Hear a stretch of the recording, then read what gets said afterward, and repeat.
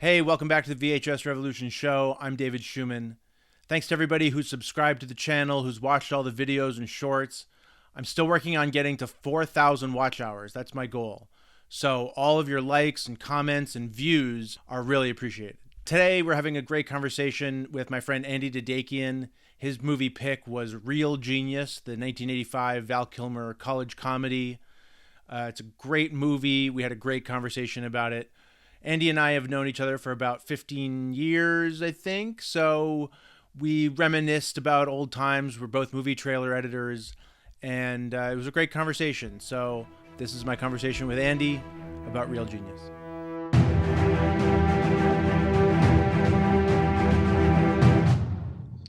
Is the white t-shirt okay? I was actually wondering if that was... Yeah, fine. Usually, in the acting world, they tell you, They say don't wear white. don't wear white. Yeah. I get all that stuff from years of training that went nowhere. So I know all that stuff. I don't expect everybody to know that stuff. It's always color. We're doing auditions, anything like that on stage. No words, no pictures, nothing that distracts Right. people, anything like Right. that. Yeah, but here I want a cool t-shirt. So I'm wearing my Back to the Future t-shirt. I used to have a Real Genius T-shirt. Really? It didn't say Real Genius. It had the name of the college on it. Oh yeah, was that Polytech or something? I'm just so Pacific Tech. Oh, Yeah, I was Pacific just Tech, yeah. like pissed off that I couldn't find it, and I was like scrambling online last week trying to find one, and they had a few good ones, but I wanted my old one. I'm sorry. It's okay. It's okay. Okay, my friend Andy Dadekian is here. Hi, Andy. Hi, Dave. Welcome to the VHS Revolution show. We're doing our third Rewind episode, and today we're talking about Real Genius, the 1985 college comedy with Val Kilmer, and this was actually Andy's suggestion. It was not a movie that I had seen it one time, like 7 years ago, but I hadn't seen it since, and so this week I watched it like 1.5 times and watched the trailer and did a deep dive on the internet and took a lot of notes. Nice. But before we get into the conversation about Real Genius, because there's a lot to talk about, I want to introduce you, and so to give people a sense of who you are and what our relationship is. So how did we meet? And then also, like, what's your relationship to movies? Like, how did this love of movies come about in your life? All right. I love these questions. Dave and I met, I want to say like around 2007. Sounds around Yeah, the it was the time? beginning of 2008. 2008. Okay, so around 2008, Dave came into a company we worked at called Intralink, the infamous Intralink. Spawned a lot of careers, a lot of people, a lot of friends, a lot of memories, everything. It was a pretty great place. It's no longer in existence, but Dave came in as an editor. At the time, I was the sound designer, mixer, radio spot, cutter, stuff like that. Just mostly an audio person. And, the guy's just so damn nice. And he loved movies. And he brought a great energy to the company, so, instant liking. And, just became friends. One of those guys that I kind of keep in touch with. And, months, years could pass, and it doesn't feel like any time has passed when I text him or chat with him or anything like that. And, that's the kind of stuff I value, I should say Interlink was a movie marketing company, Yes. one of the biggest at the time. And when I came in, you guys were working on like the Dark Knight trailer. You had just won awards for, I think, American Gangster, and like a lot of awards during that time. And there were just big projects everywhere. It was really cool for me because I had just come from a small trailer shop. That the most highest profile movie I worked on was like basically, straight to video as it was at the time. Movies have been pretty much it for me my whole life since I was a child. I walked right into that place, and it had such an air about it. I'd moved out here. I guess I'd been out here about 5 years at that point. And I walked in, and the very first poster I saw was Blazing Saddles and Young Frankenstein, like right on the walls. And the owner of that company had done those two posters, and Mel Brooks was a huge, still is, huge influence of mine into comedy and movies. So as soon as I saw that, I was just like, okay, I think I found the place for me. Found out that he did all of Mel Brooks's work, every single movie, I think from Blazing Saddles or Young Frankenstein on. So Anthony Goldschmidt, right? Anthony Goldschmidt, yeah, legend, crazy legend, and became friendly with him. Had some good times, had some crazy times, but Yeah, that just blew my mind when I saw that. I remember my first day, there were 3 buildings, one for print, one for like the staff, and then one for the editors and motion graphics. On my tour, walking around to all the different buildings and kind of meeting you guys a little bit, when I went into the print department, there was a huge standee of the Psycho remake. Oh, yeah. And I just remember being like, oh my God, like, not that I love that movie or anything, but that poster is so iconic. Yeah. You know, it's probably the best thing about that remake. And just to know that I was surrounded by all these super talented people that had done all this amazing work. And then going into the main building, and there was this huge shelf outside of Anthony's office. And on the shelf were these little movie posters encased in glass or plastic, right? Acrylic, yeah, those little blocks. Yeah. And they were displayed with lights and everything, and it was like very nice. But there were, I don't know, maybe in my mind it was like 100 or 200, right? And as I looked at them, I saw all the movie posters that I had on my wall as a kid back home. So to now be working at that place was pretty crazy. And just to give people a sense of like how far movie trailer marketing has come, when we start a project, we'll have a meeting, a creative meeting, and maybe that creative meeting will last like 20 minutes, maybe 30, 40, 40 minutes. But with Anthony, they lasted a long time. Do you want to just talk a little bit about what that experience was like for you?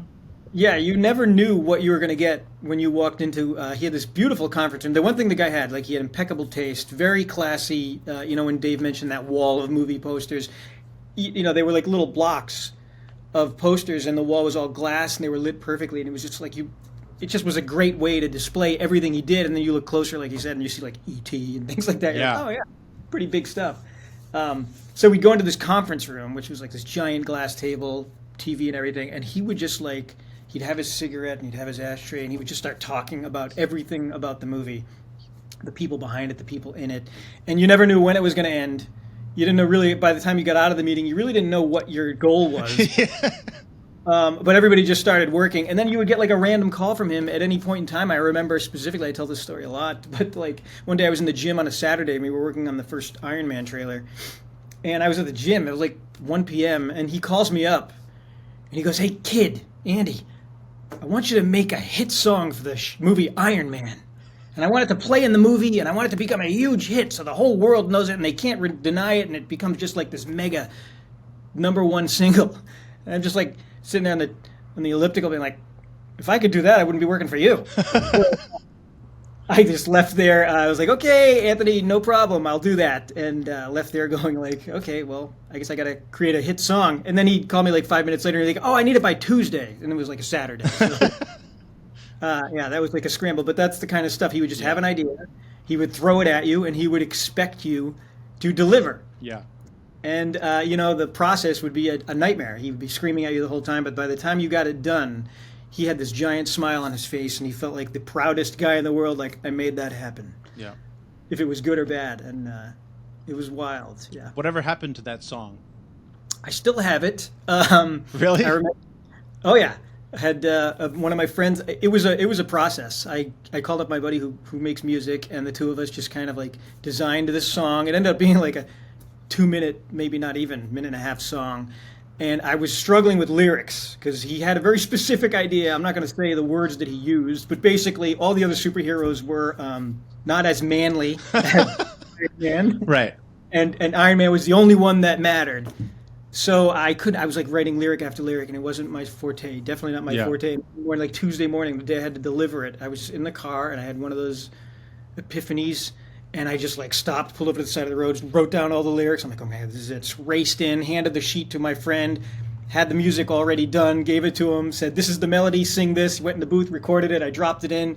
An hour later, we played it in front of everybody, and they all just like were blank-faced, like ambushed, like, what in the F is this? And he's like, I want that in the movie. They're like, okay, sure, whatever. Never made it into the movie. Right. Did make it, I think, into a TV spot. Oh. We did end up making it into a TV spot. But so he was so proud of this thing, and he told me the head of marketing at Paramount loved it when it got over there. He called me up. He said, Andy, they loved it. They loved it. they're through the roof. He wants to email you and talk all about it. I was like, okay, yeah, he wants to congratulate you. I said, wow, great. You know, I'm through the roof. I'm like, I can't believe it. This thing, I listened to him like it's garbage, but whatever. It's awesome. Day goes by, no email. I'm like, whatever. Week goes by, no email, nothing. He calls me up. He goes, did he email you? I go, no, he hasn't emailed me yet. He goes, okay, he will. I said, okay. So that night, later around, I'd say about 6:30, 6:45, I get this email from the head of marketing at Paramount Pictures, and it just says, great job at the song. So I was like, okay. Anthony Awesome. Force, you send me an email. Yeah. And then on top of that, It's amazing. about 4 years later, I start working here at Create. And one of the producers here, my main producer, we finished a lot of trailers together. We started working together, and after about a year, I realized like she worked at Paramount, which was where Iron Man was made. And she worked directly under the guy, the head of the marketing guy, and who emailed me. And I said to her, I was like, hey, did you guys ever hear a song for Iron Man, that came from Intralink at one time? She goes, yeah, we did. It was super weird. Yeah, we took that. It's like it was playing around the entire lot. Like people were just making fun of it the whole time. I was like, And you're like, I made that song. Amazing. But it was great. It was like it just kept getting life, and like every time every step of that life was just another fucking knockdown in the peg. It was like, it just got worse and worse. That's so funny. It's pretty hysterical. That's great. So when we were at Intralink together, we would play the movie game at lunch. At the lunch table at Intralink was this really, really long, like plexiglass table or something, and glass, yeah, glass. We would go to Bristol Farms and get our food, and then we'd come back and sit at the table, like all 15 of us or something. And so Jay Bender and I had created this game that we called the movie game, where you essentially take an actor and you go around the table. Each person names a movie from that actor, and the rule is you can't look anything up. You have to go by memory.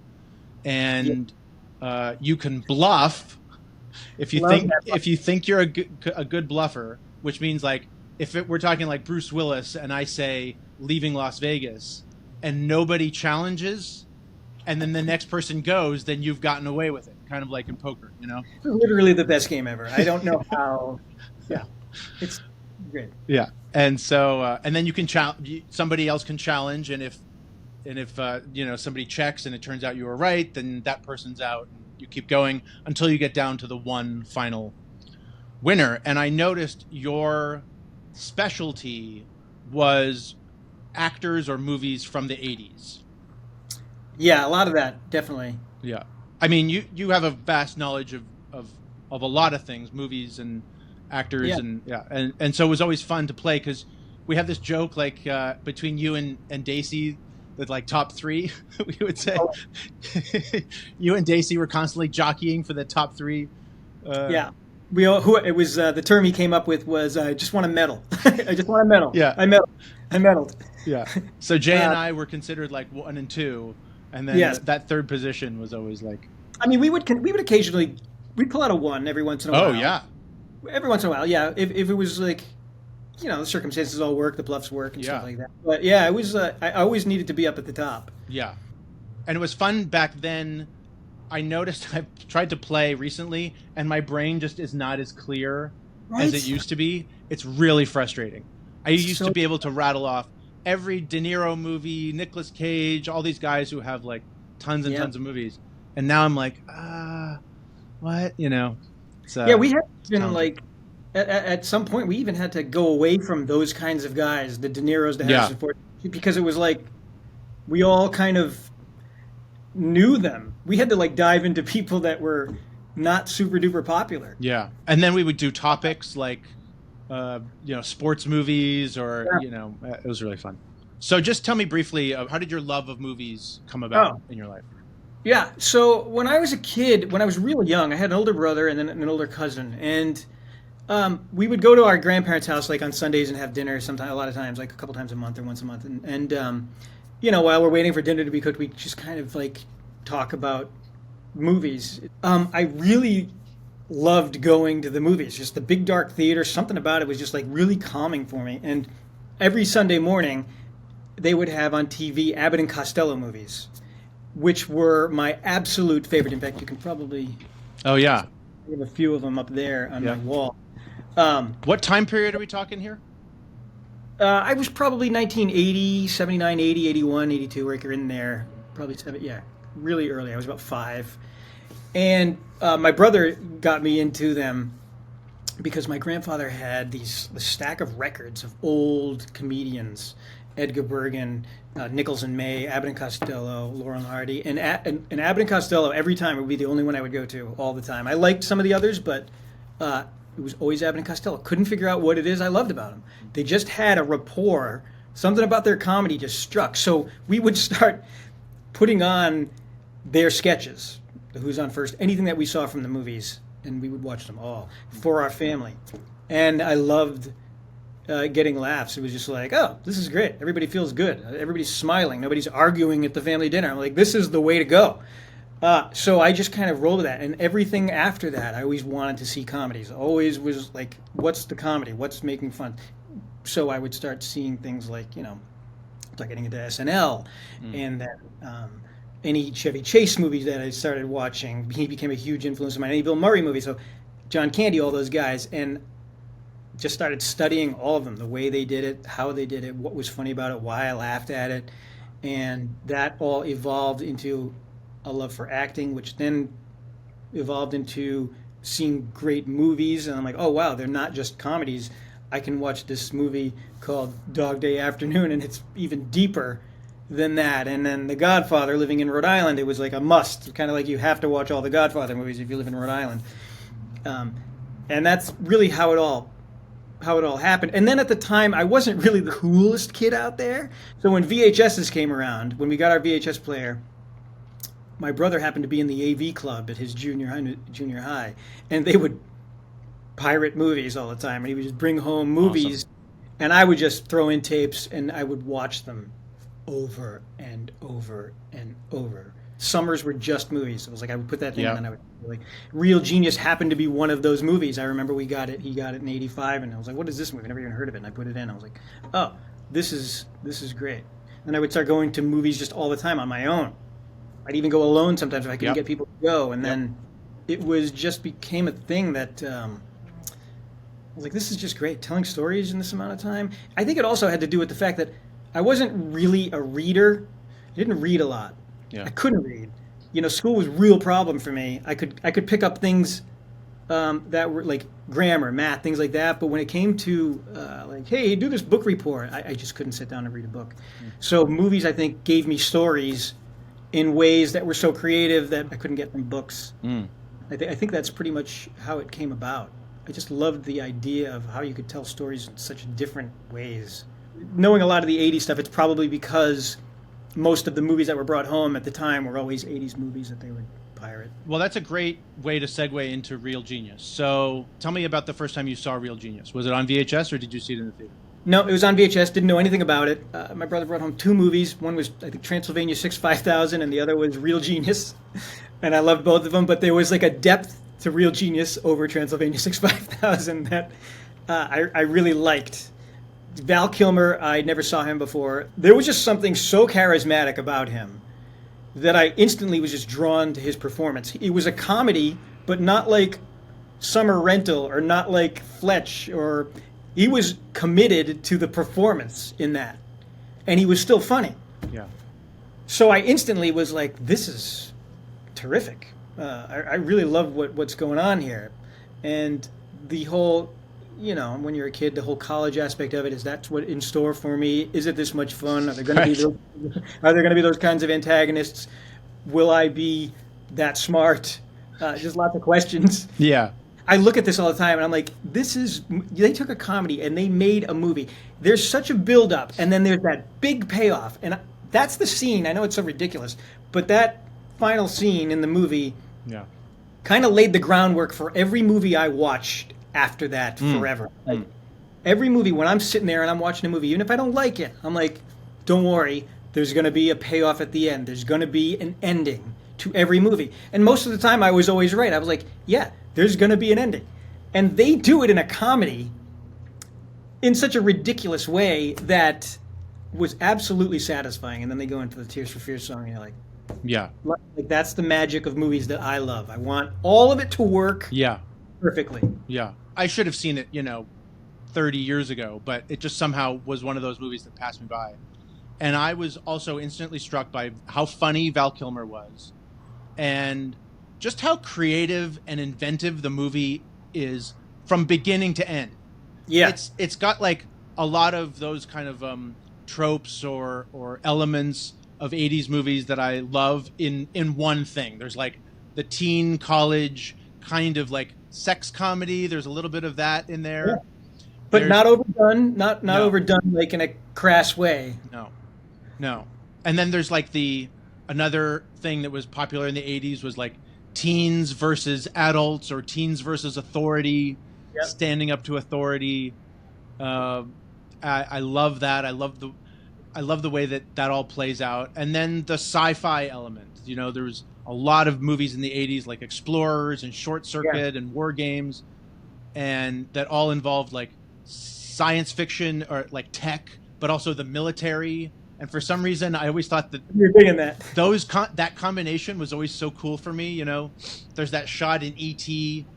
of the cars and the guys, like the military guys, walking up the street in their hazmat suits with the cars behind them, which is so iconic and so cool. And even in movies like War Games, where you just have Matthew Broderick up against the government. I didn't relate to them, but it was like this kind of wish fulfillment thing. Yeah.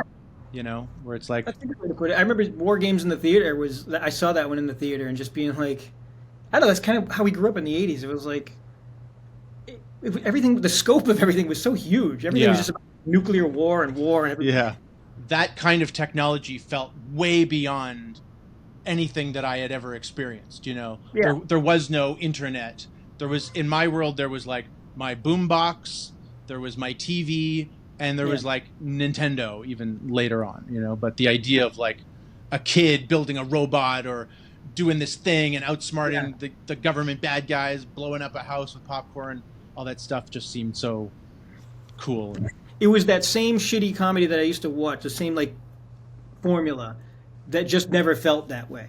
Yeah. And I just elevated it just enough over all those other ones. Yeah, well, the thing actually, now that you say that has it stand out over other sex comedies or college comedies or teen comedies where they're trying to lose their virginity or just see boobs or something, is that these kids are actually smart. Yeah. And the villain, if you want to call him Kent, I'm talking about Kent, is he's smart, right? He's just not as smart as them. So it's a movie about smart people who are also funny and kind of nerdy and kind of ridiculous. Yeah. And as opposed to like the nerds versus the jocks or that's for another movie, and yeah. Well, this came out after Revenge of the Nerds. Yeah. So they basically, looked at that and was like, that's a little bit too ridiculous. Let's try to make a real story out of this. Yeah. Okay, so here's a little bit of facts about the movie. Yeah, go for it. So Real Genius opened August 7th, 1985. So this will be the 40th anniversary of the movie. Its budget was $8 million, and it grossed a whopping $13 million. Yeah. Not a huge hit, but it became a kind of a cult classic over time.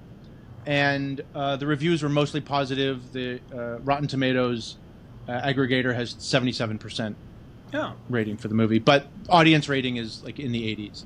They were pretty hard on comedies in the 80s. Like, you couldn't really get past most reviewers. They would just like demolish comedies all the time. Well, this is what I kind of was thinking about when I was doing my research, which is that, today we look at these movies singularly. If we look at a negative review for Real Genius, we think like, what's that guy thinking, right? This is such a great movie. But what we're not remembering, or what some people may not be remembering, is that at that time, the teen comedy, the college comedy was huge, and Revenge of the Nerds and Teen Wolf came out just around that time as well, and Animal House a few years prior, and so there were a lot of teen... All destroyed by critics, by the way. Yes, exactly. And so it could have just fallen into just been like another one on the pile where they didn't really see the quote unquote genius of it, no pun intended. And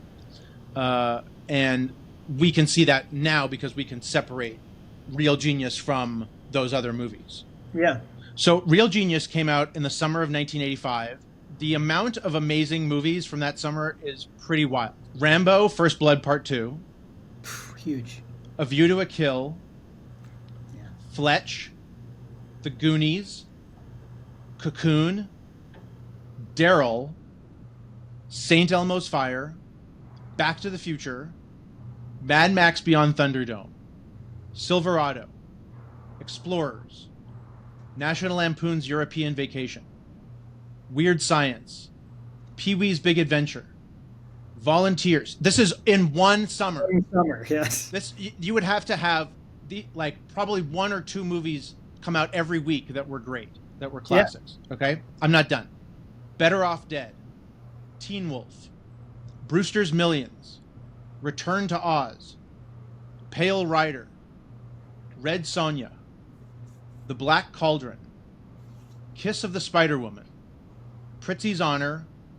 Follow That Bird. Summer Rental. And the re-release of E.T. So that list is insane.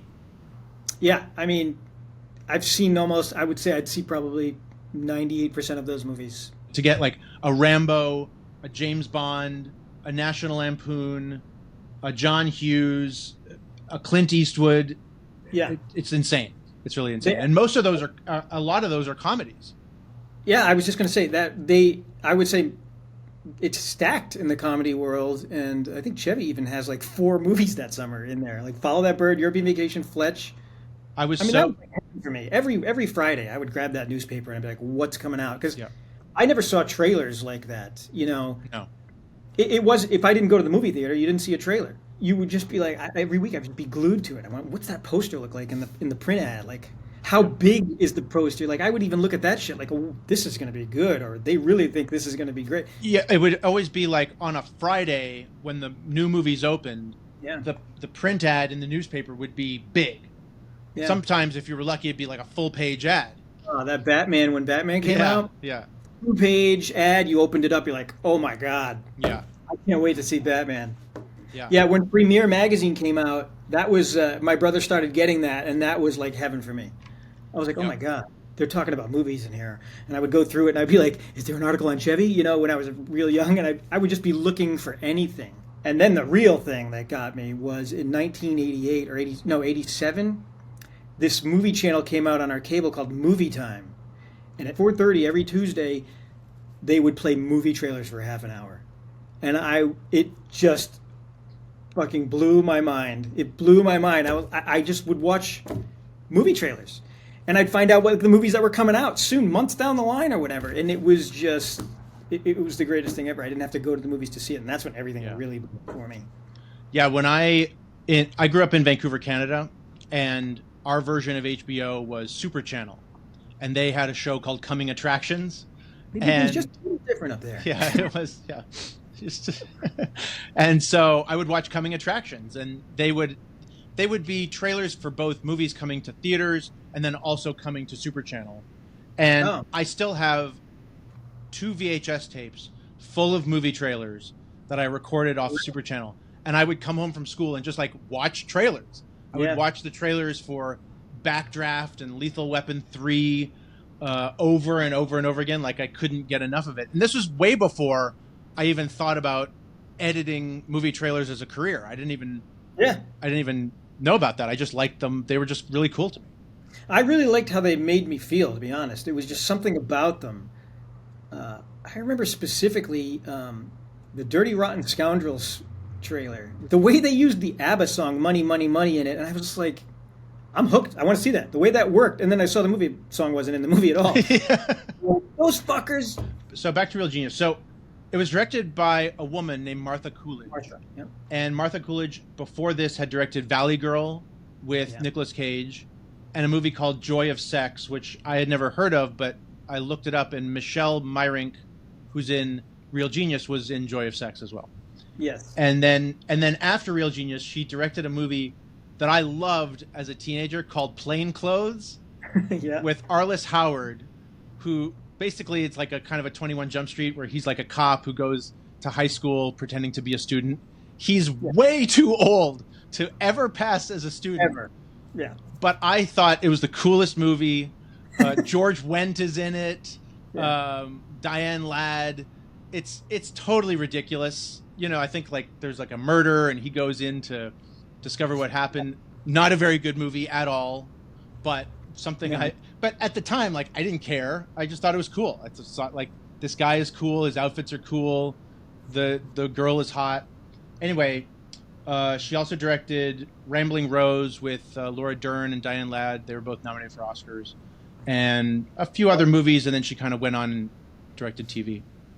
Yeah, she directed one of my favorite shows, like one of those underrated shows. It's like a deep dive again. There's a show called Sledgehammer with David Raish. Oh, yeah? It was like a police squad kind of show, but it was absolutely one of my absolute favorite shows. I was crushed when it was canceled. It was produced by Brian Grazer, who produced one of your favorite movies, Apollo 13. I've met him a number of times. Really? Oh, God. Him and Ron Howard I've met so many times. Because at Intralink, that was Anthony's main people, Imagine. And I had to interview Brian Grazer for, I forgot what it was. I think it was a Tom Cruise tribute or some kind of tribute. And he was an interesting guy. It was this long table. Did he have the hair? Did he have the hair? I had the hair. He was all the way at the end of it. It was like in a conference room over at Universal. He was at the end of it, and I was over at this end. And I was just doing the audio. I wasn't actually doing the interview. But Like, I was like in Batman, like, can you pass the salt? Yeah, not that long, but yes. Okay. And then there were like about 10 people on either side of us, on the other side, not sitting at the table, but standing at the walls of the table. And you know, I'm the guy like, can you get a little closer to the mic? Or I didn't hear that. You know, I didn't have any. I don't know why. I didn't have any like fear. I would just say stuff a lot of times. Yeah. Everybody around me was like, "Don't tell Brian Grazer closer to the mic." But I'm like, well, this is our one shot. We're not coming back to record Brian Grazer, so let's get this right. So I would say stuff to him, and he would just look at me like he was amazed that I was talking to him like this, but was super, super nice the whole time. Yeah. But yeah, it was interesting. He made a lot of great movies. Don't say it's not that I don't like him. I just don't like a couple of them. Yeah, I know. I got it. We're probably going to talk about Apollo 13 at some point on this show, and that will be a wonderful conversation. That I can't wait to have it. I cannot wait to have. Okay, so the cast is Val Kilmer, as we've mentioned, Gabe Jarrett, Michelle Myrink, William Atherton, the great William Atherton, and Robert Prescott as Kent. And the cast is just incredible. The cast is incredible. They really nail the casting all throughout. Yeah. William Atherton, probably his best role, I would say. I mean, I know he's done Ghostbusters, and he was like one of the best '80s villains next to Die Hard, yeah. Abney Coleman. But man, he committed. It wasn't like a caricature. He didn't like. Yeah. He wasn't over the top. Every line, he's just so good. Well, I know William Atherton from Ghostbusters, which I've seen 100 times, and Die Hard and Die Hard 2, which I've seen 100 times. And so to see him in this, where he plays a jerk, but not the same kind of jerk. He's funny. He's really light, and he's really funny. And he has just moments where he just will have a look or like a little quip. And he made me laugh. And it really wasn't until, even though he like screams at the dog, which I found to be like just this really funny running gag throughout the movie. He's not really an evil movie bad guy, maybe until the end, you know? Yeah, he's got some depth. There's layers to his character. He's not a caricature like in Ghostbusters or even Die Hard. Like he's just that one guy, and he's only got one level. In this, he's up against the gun. He's got orders from one people. He's definitely a shitty guy, but he's great. He just really nails it. And he's sleeping with the guy's daughter. Yeah. That Val comes on to. She's from Valley Girl too. Oh, she is? Yeah. Before we get into the main cast, I noticed the movie is filled with all these recognizable faces of actors in little supporting roles. Sean Fry, who is from E.T., he's one of the brothers' group of friends. He shows up when William Atherton walks into the school and everybody's trying to get his autograph. He's the first kid. He's the first kid, yeah. He doesn't even have any lines. He's just there. That's a good point. Yeah, I didn't even realize that. Okay. And then Dean Devlin is one of the group of nerds. He actually became a producer for Roland Emmerich. He produced Independence Day and Godzilla and like all the Roland Emmerich movies. Yeah, I remember we worked with him at Intralink on Flyboys. He was like, he was at a mix when we did Mix the Trailer. Yuji Okamoto was in The Karate Kid Part 2. Oh, really? Yes, he was the villain, the bad guy in Karate Kid Part 2. Yes. Yeah, that's right. And apparently there's like a Karate Kid connection because Gabe Jarrett was in Karate Kid Part 3. He was? Yes. Gabe Jarrett, he's like the jerk in the bar who Daniel like turns and like punches and like breaks the guy's nose because he's being egged on by Really? Yeah. Yeah. Guys take like polar opposite roles. Yeah, I know. And then John Grise, who's known now for The White Lotus, but he's been in hundreds of TV shows and movies. Yeah. He had a small part on Lost. Running Scared, one of the greatest cop buddy movies of all time. And then Robert Prescott, who plays Kent, was in Michael Clayton as one of the two guys who kills Tom Wilkinson's character. I would not have recognized him if it wasn't for IMDb and doing a little deep dive research, because he's got these glasses, he's got these braces, and he's got this lisp. He's just really, really funny. He's so good. He's in Spaceballs too. He just plays like this cameo. Oh, who's one of Spaceballs? He's just a sand dune driver. It's not even. He doesn't have a word. Like it's bizarre. Yeah. Gabe Jarrett was not an experienced actor, I don't think. You can tell from the movie as well. Yeah.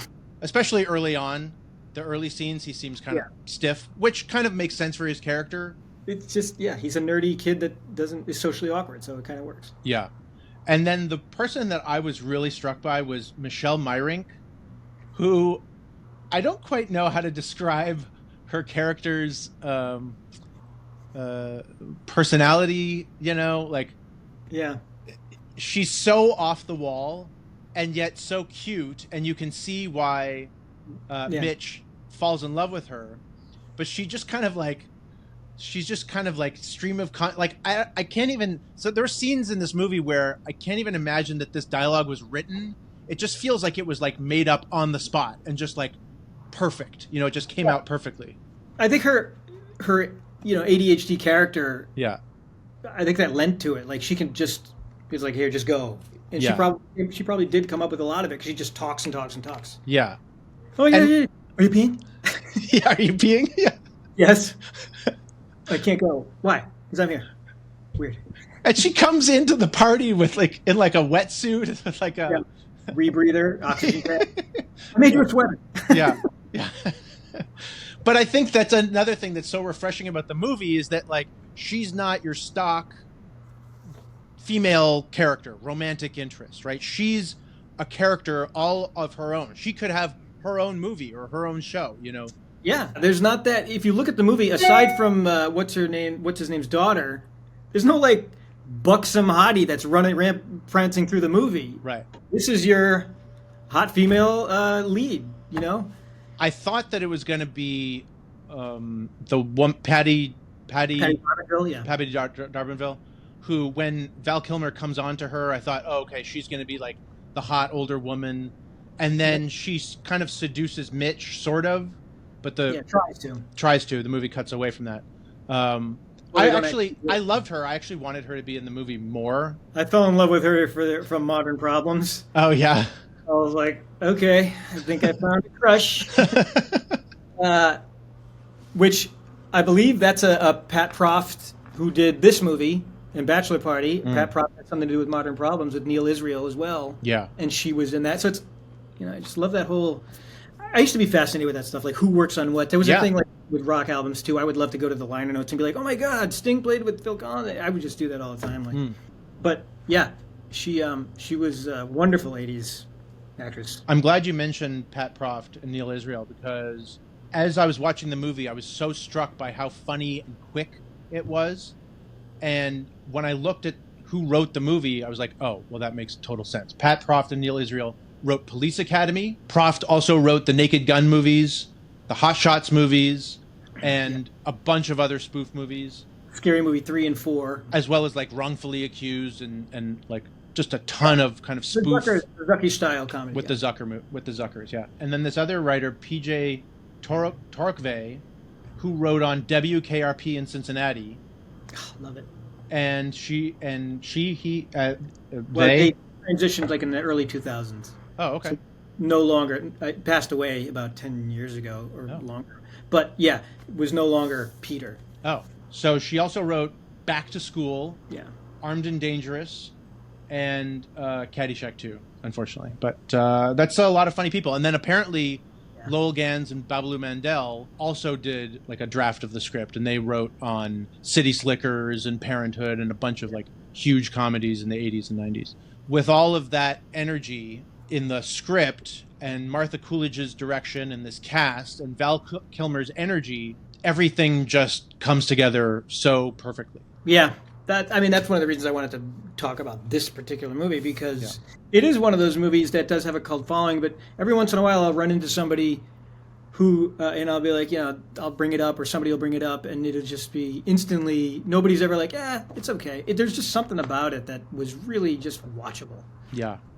So when you get that's the movie magic. When everything comes together, you get the right people. I guess not a lot of fighting or anything like that. It's fun to watch. Well, and also it's one of those movies where you really can't predict what's going to happen from scene to scene. Every scene, you have this John Grise character who comes in and like goes into the closet, and for the longest time, like you have no idea what's going on there. But even just in the production design, all the pictures on the wall, the arcade games, the design of the dorm, all the drawings on the wall, and Val Kilmer's outfits, everything just feels really fun and creative.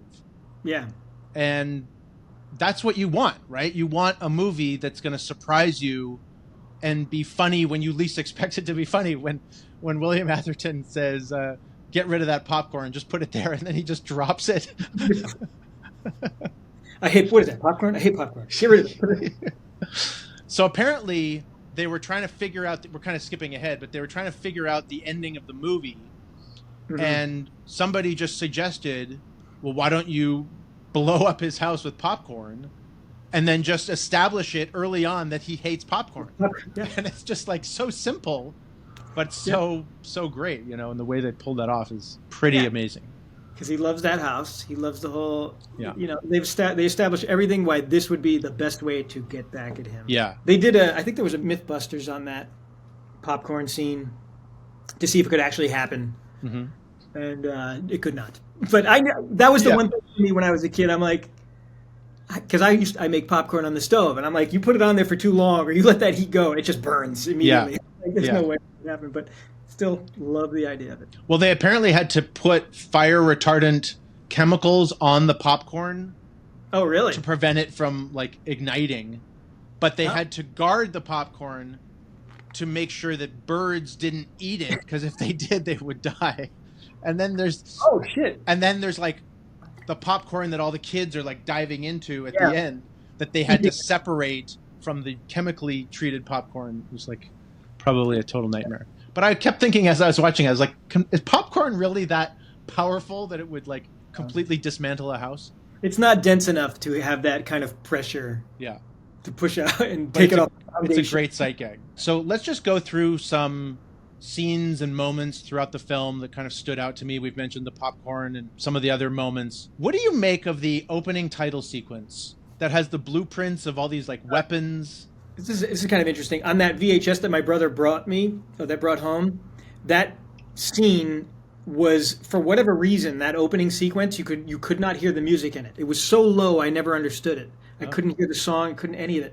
So I would go through these like drawings and everything, and it just looked to me like, what the flip is this? I almost turned the movie off because I'm like, well, this doesn't look like the movie for me because the music didn't play with it.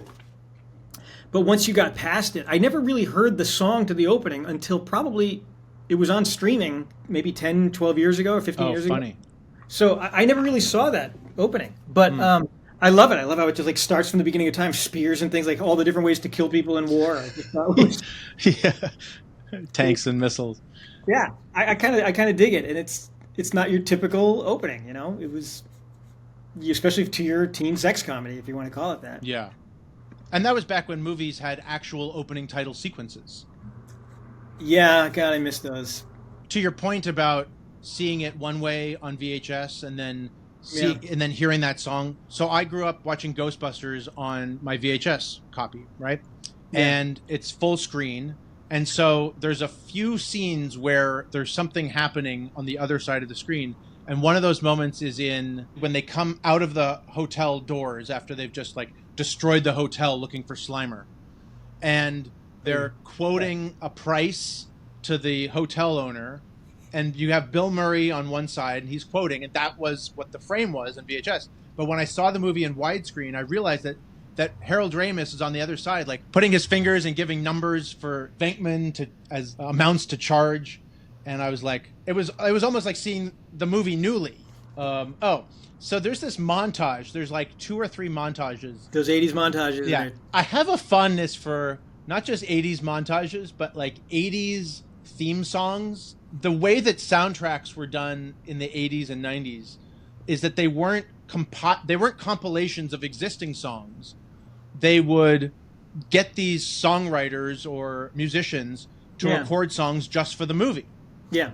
And so you have all these great songs, but the montage is funny because parts of it don't feel like shots that were shot for a montage. They feel like bits of scenes that were just cut for time and put in the montage. There's like this bit where Mitch comes into the classroom and him and Chris are talking to each other. Their lips are moving. They're having a conversation, but you don't hear what they're saying because the song is playing. You know, the montage is just a great way of getting through story and seeing them doing their experiments with the laser. And it's like the good passage of time. Like this is what we've been doing for the past few weeks or whatnot, you know. And the music they have in there is a good mix of like new wave, like that 80s new wave for Pacific Tech. Like that's where that sound came from out here, which by the time it came to the East Coast, it was a little bit further out. You know, it was maybe a year or two out before it started to really catch on. But yeah, even those montages, they don't bother me as much as like Rocky IV. Just one long Survivor video. Yeah. Rocky IV has like a montage and then maybe 20 minutes later, like another montage. So they do a pretty good job, but yes, there are 2 in there. The one, you know, at the end when they're about to win, and then the one in the beginning when they're trying to figure it out. But and apparently Martha Coolidge did. So when she got the script, it was more of a college sex comedy like Revenge of the Nerds, and she wanted to make it more real. So she did all this research. She went to Caltech. A lot of these events and moments throughout the film, like the ice in the hallway and the classroom with the recording devices, that's based on things that she was told about that actually happened at Caltech. I went to Emerson, and Emerson is in Boston, Emerson College, and it's on the river, Charles River. And right across from my dorm was MIT. And they had this big building with a dome, and you could see it perfectly. We were on the 10th floor. We got really lucky. But we had this gorgeous view, and we could always see MIT. And MIT would put on these pranks that would generally always center around the top of the dome of this building. And we could see it from our room. And they would do this, like, they would, like, put cars up there, or they would do something that just, like, blew everybody's mind. And those are the kinds of pranks that people would do. My favorite one was when we first got there, we would cross the bridge going from MIT to the Back Bay where Emerson was. It was called the Mass Ave Bridge, Massachusetts Avenue Bridge. Yeah. You'd walk across this bridge, and every so often you'd see a line, and it said, you know, like 1 smoot, S-M-O-O-T. And then you'd walk a little bit further, and it'd be like 10 smoots. And you'd walk further, and then you get to the point like 100 smoots, 400 smoots. And by the end of it, you know, you're sitting there for a long time. There's no internet back then in like 92. You're just like, what the fuck is this smoot? And why is this all across the sidewalk of the bridge? Come to find out years later that some of the guys from MIT, there was a kid there, was named something Smoot. And they decided to measure the bridge. A unit of measure. And they would just lie him down, and then he'd just keep going, and they would measure, and then they'd spray paint. And it lived on. I imagine it's still there, but it just lived on forever. But like those amazing. Places. So when I saw MIT doing that stuff, and I would remember Real Genius, I'd be like, I guess they have senses of humor too. They gotta lighten up somehow. Yeah, and the idea that Chris's outfits were always like just mismatched, and he was wearing these bunny slippers and things, and the rationalization for it was that their brains were just constantly going, that they didn't have time to like come up with outfits. They would just throw on literally whatever was there. I always think it as it was his way of like bucking the system. Yeah. You're not going to look at me the same way you look at this guy like Ken with the pocket protector. You're gonna get something different. I'm gonna make I'm gonna over the top to make sure you don't think I'm what falls into your box. I think I want to get an "I love toxic waste" T-shirt. That was the shirt I had. With all the toxic waste. That was the one I had. Yeah. With the ringer too. It even had the black ringers on it. Nice. It was a good shirt. Yeah. Oh. So let's talk about the party. Oh yeah. The tanning invitational. Yes. With the beauticians. Yeah. Studying beauticians. Yeah. I love the line where he's like, "You can't eat this, or your breasts will grow bigger." Oh my God! I'm too late. I love when he's doing the remote control thing and it goes out the window, and he's like, "Oh my God!" Yeah, it's just like constant craziness. Yeah, he's so good at it. Every little bit, he's running around the corner and he slams into the kid, and the books and papers fly. He's like, "I'm sorry, I'll buy you a car." That's my dad. He's running. Yeah, amazing. It's like a little bit after little bit. It kind of bums me out though, because he's so funny, Val Kilmer, that we only got essentially 3, maybe 4 if you count Kiss Kiss Bang Bang, like comedic performances from Val Kilmer. Yeah. Like, he's known for being this very serious, dramatic actor. He was just so funny in Real Genius and in Willow and Top Secret. But most of the movies that he did throughout the 90s, like Heat and True Romance and The Doors and Ghost in the Darkness, they're all like dramas and heavy dramas, And he's good at that. He's great, but he's just so funny. Juilliard. I feel like a Juilliard actor would probably not want to stay in comedy ever. I mean, like, if you get into Juilliard, I know this just because, like, my kids are all in that same world where, like, they don't even apply to Juilliard. You have to be in this upper echelon to get in, and I think that probably plays a pretty big. Your mindset has to be pretty devoted to serious acting. You probably just never thought it challenged him at all. But yeah, it's a bummer. Yeah. Like, I thought he'd be one of those guys that would just take a comedy here and there. He's apparently the youngest, or he was the youngest student ever admitted to the Juilliard Drama School at 21. Yeah. And then I think years later, somebody else was admitted at 15 or something. But for the longest time, he held that title. Yeah, and he went with quite a few other famous people, I think. Oh, yeah? I remember reading it. Like, his class had a bunch of, I think, like Mayor Winningham and people like that. They were in that same crowd. Let's talk about him, Val.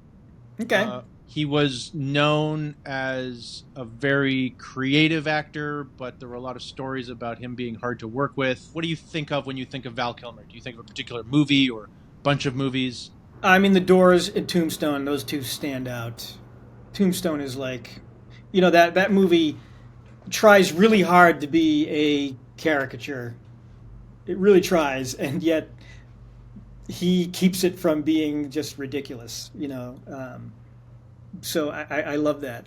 The Doors, I watched that incessantly. That came out right when I was in high school, and then in college, of course, you watch that. I wasn't the biggest Doors fan. I became a Doors fan, but I'm still not like, their music doesn't like, it's all Jim Morrison, man. But his performance in that pretty much like seemed exactly what Jim Morrison would be like. Because that guy's he's a myth, You never saw anything really about him back then. So those are probably the two that really stand out. And then when Batman Forever came out, I just didn't see it. Yeah. And at that time, that's when I really started hating summer blockbusters around the Apollo 13 time. Where I was like, oh, shit, they're really just fooling me. Like, they just have no substance. They're just about the special effects and stuff. So his earlier stuff is really where I see him as the greatness that he was. I think of Iceman from Top Gun. Top Gun, yeah. And Heat. He's so weird and badass in that movie. He's got this like long blonde hair, and he's badass, but he's also like an abusive husband and not a good dude. Yeah. And something I learned in the research is that when he was filming The Doors, he did a stage dive and broke his arm, and that's why he had this weird elbow thing, which I noticed in Heat. There were a few scenes you can see this like protrusion in his elbow, and I was like, oh, I've never noticed that before. and it came from breaking his arm on the doors. I think the quote from I think Michael Biehn has a quote saying, somebody asked him, he's like, "What's it like working with Val Kilmer?" He's like, "I don't know. I never met him. Yeah. I met Doc Holliday, but Yeah. I've never met Val Kilmer." And yeah, he does have that reputation, but it's really two sides of a coin. Some people think he's like the absolute sweetest, most wonderful person they've ever met, and others think he's, obnoxious. But I can see that. Even in our world here, there's just, if you have respect for somebody, I guess you could take it to a certain level. If you have respect for somebody, you might treat them completely different than somebody you don't have any respect for. And I'm not saying that's good at all, but Yeah. I think his personality probably came out more so when he was around people that he wanted to be around and respected. Mm-hmm. And maybe that's when the nice guy. But otherwise, like if somebody's like, "Oh, he's a jerk. He didn't take pictures with me." Celebrities, you hear that. Well, they either had a bad day or you don't know anything that's going on there. So Oh yeah. it's all a grain of salt. I feel like you got to look at the situation and what's happening at the time. Oh yeah. I walked by Bruce Willis one time at Century City, and I was like, "Hey, big fan," and he was like, "Thanks," and he just like kept gawking, and I was like, "Okay, all right." Not my day to run into Bruce Willis. On another day, he might be the friendliest guy, but he was with his family. I was like, okay, I understand, no problem. Yeah. But yeah, you're right. You can't just label people assholes just based on one interaction or one thing. But apparently, according to John Frankenheimer on Island of Dr. Moreau and Right. Joel Schumacher on Batman Forever, he was insanely hard to work with.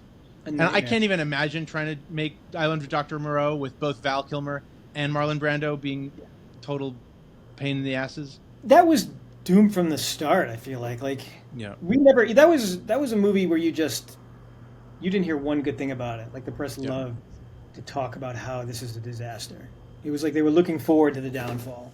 So I don't feel like it stood a chance. But yeah, everybody I think unanimously hated working on that movie. I think especially like in the mid 90s and later, although he had the Kiss Kiss Bang Bang, or he had certain moments in movies, all the promise that he showed in Real Genius and The Doors and Top Gun and Heat, he would make like The Saint, which I know some people like, but it never felt like it was really him.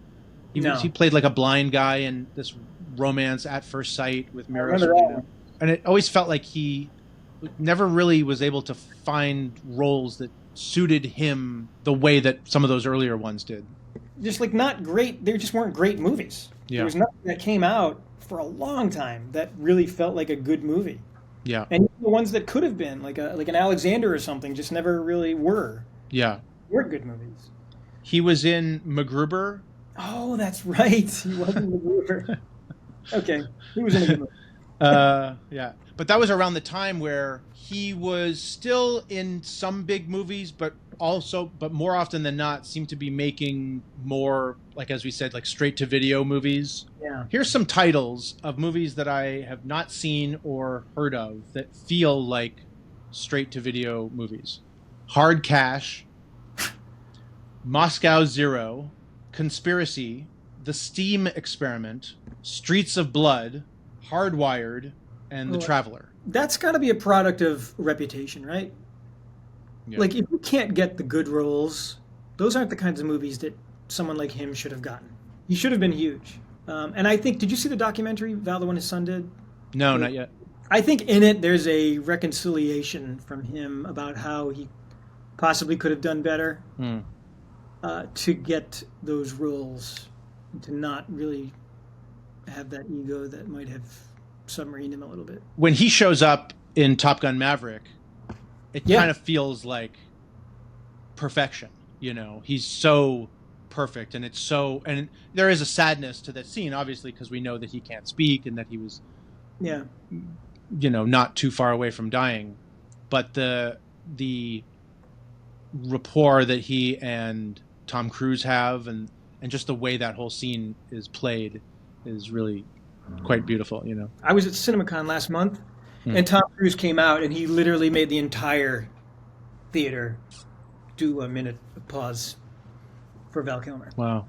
For his really, really good friend Val Kilmer. It was perfectly Tom Cruise. Sentiment was all perfect. And it was a really nice moment. Was there anything else that you wanted to talk about? Any other moments that I didn't mention that are standouts for you? The whole movie works for me, but I always love the scene where they put that implant into Kent's teeth and they just make him think that he's talking to God. Yeah. It's pretty great. Or Jesus? It's pretty funny, but the voice they use as Jesus, it's like this warbled look, her. Yeah. It's not even like a good Jesus voice, but it's 1986, so they do what they can. But That reminds me, there's one scene in the movie that I don't like. And I pretty much hate this kind of scene in any movie. It's the scene where something embarrassing is happening and everybody's laughing at a character scene. Oh, when they play the phone call and everybody in the cafeteria is laughing at Mitch, it always feels fake and forced to me. Like, it always feels like everybody's like fake laughing. The times where we've laughed at someone's expense, I don't know, it's usually something that's really funny, but that isn't particularly funny. Like, I'm being a little too realistic now. But, no, I know what you mean. But first of all, there's this voice, right, on the phone. How do they know that it's Mitch, right? Yeah. How do they it's just a kid talking to his mom, but yet for some reason everybody knows that it's Mitch, and they're doing the literally like ha ha ha ha, and nobody does that. Nobody in the history of life ever points and laughs. I'm sorry you had to go through Thank you. Yes, I would have chosen a different movie if I knew that was going to. Thank you. I'm glad that you picked this movie, because the last two movies that I've done, I've talked about The Usual Suspects and Meet Joe Black, both of which I've seen tons of times. Me so too. It's fun to talk about this movie that I wasn't as familiar with and kind of learn more about it and get to know it better. And it's definitely a movie that I'm going to go back to many times because it's just so funny. There's so many little quips from Val Kilmer along the way. And well, that's great. I can't believe I influenced the Dave Schumann to watch a movie. It feels good. I thank you. Yeah. Andy, thanks so much for being here on the VHS Revolution show, talking about this fantastic movie. I'm so glad that you recommended it, and I love our friendship. I love talking to you, and I love hearing your stories. Same here. This was a absolute delight. You know, there's no better person out there to do this than you. Nobody I know has more knowledge of movies than you. So anytime I'll be happy to come on. Don't let Daisy hear that. He is like a fraction of what you know. I don't think he's probably ever seen a movie before 1984. Oh, wow. Ask him. Say, hey, what's Double Indemnity? I don't know. He'll be like, Andy, what's Double Indemnity? It'd be great. Yeah. All right. Thanks, man. All right. Thank you. This was awesome. Great. Bye. Okay. Well, that was my conversation with Andy about Real Genius. What a great movie. Okay. Well, thank you very much for watching. If you enjoyed this video, click the like button, subscribe to the channel. Got more great stuff coming up. I'm really working hard to get to 4,000 watch hours. That's my goal. So all of your likes and comments and views and reshares and reposts and coming back to the channel, everything really matters, and I really appreciate it. So thank you. See you next time.